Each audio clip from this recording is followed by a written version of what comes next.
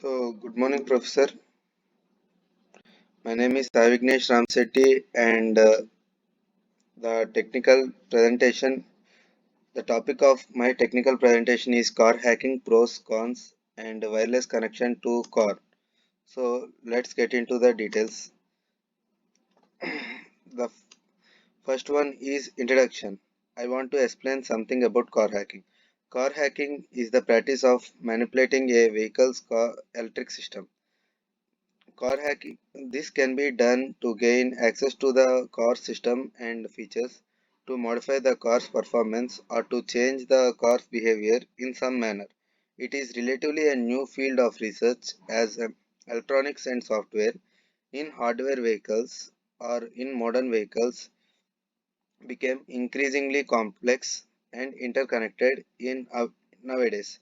While hackable cars are still relatively uncommon, researchers have demonstrated the ability to break into the control into the car and control many aspects of wireless connected car system. Car hacking is becoming increasingly more prevalent and can be used for malicious purposes such as stealing cars, disabling critical systems, or manipulating the vehicle behavior. As such, it is important for car manufacturers, security researchers, and law enforcement to be aware of the potential risks posed by car hacking and to be prepared to respond to such events. So, let's get into technical issues that are caused due to this car hacking. And the first one is unauthorized access. Car hacking can involve accessing a car system without permission. This could be done through physical means or by taking advantage of wireless networks which are mostly unsecured. This type of unauthorized access is illegal and could potentially lead to serious legal consequences. So, the second one is data privacy. Car hacking can allow someone to access private data stored in the car system. This could include personal information such as driver's license numbers, um, addresses, and credit card information as well in some cases. This type of data should be kept private and secure to protect the driver's identity and financial information. Coming to the malicious intent, car hacking can also be used to gain control of car system or to modify its performance. This type of malicious intent is highly unethical and could potentially lead to serious harm. So the fourth, last but not the least one is security breaches. This could potentially lead to a breach of car security system. This could allow someone to steal the car or access its onboard systems without the knowledge of the driver or the owner. Such a breach could lead to serious damage and financial loss for the car owners. So the next slide is about social issues. The main social issues of this car hacking are physical harm to drivers, theft of data, privacy violations, and location data hacking problems. The rise of car hacking has raised a serious ethical and social concerns. The potential risk of car hacking include physical harm to drivers. Hackers may be able to gain the sensitive information such as GPS location and their data and even take control of car systems, which can be used to cause a crash or to commit a crime. Hackers could also potentially use this information that they gain to blackmail drivers or to steal their identities. Addition- Additionally, these car hackings could be used to create vulnerabilities in the vehicle security system, making it easier for criminals to gain access to the car. Finally, car hacking could lead to an increase in insurance fraud as well, as criminals may be able to manipulate a car system to make it appear as the crash is completely a mechanical issue rather than a human error. So, the next part of this presentation is the laws that we should enforce to prevent these car hackings. Establish and reinforce strict cybersecurity measures for the cars. Automakers should take serious steps to ensure that the vehicles they produce are protected from hacking. This is one of their main responsibility. This includes the implementation of basic security measures such as encryption and updating the softwares regularly.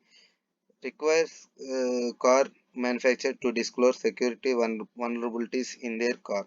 Automakers, automobile makers should be required to identify and disclose any security vulnerabilities in their vehicles so that car owners can take steps to protect themselves from these vulnerabilities and take serious steps against it. So, mandate the use of connected car technology.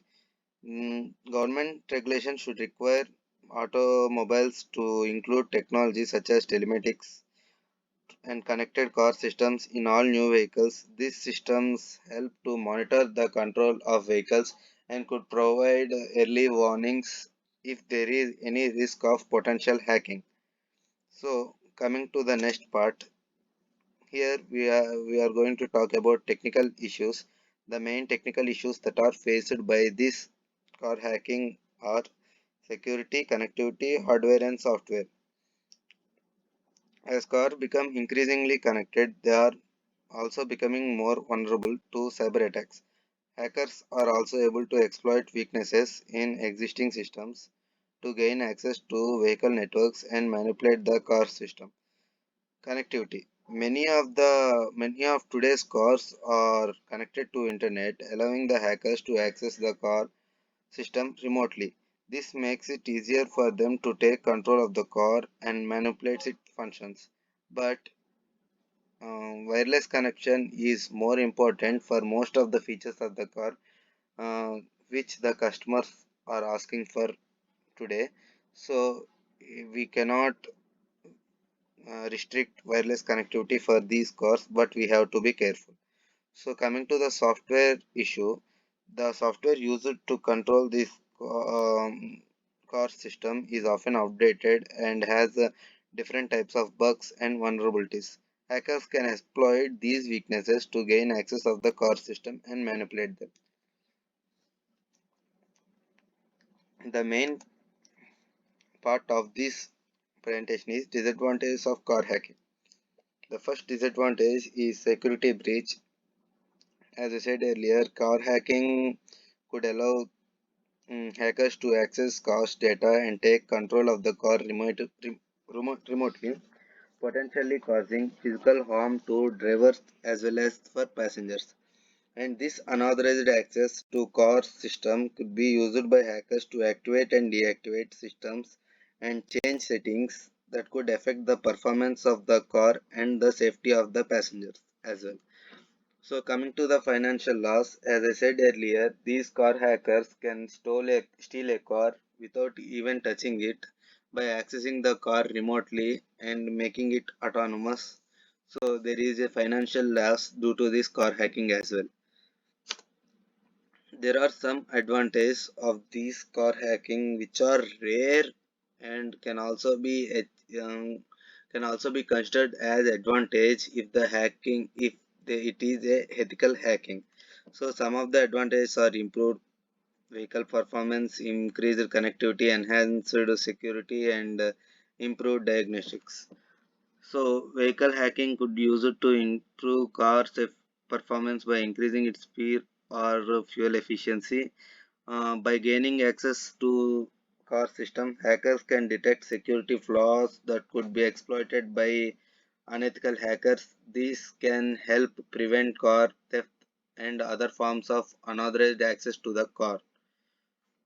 So, concluding this presentation, car hacking has the potential to um, have a significant impact on both individuals as well as on the society.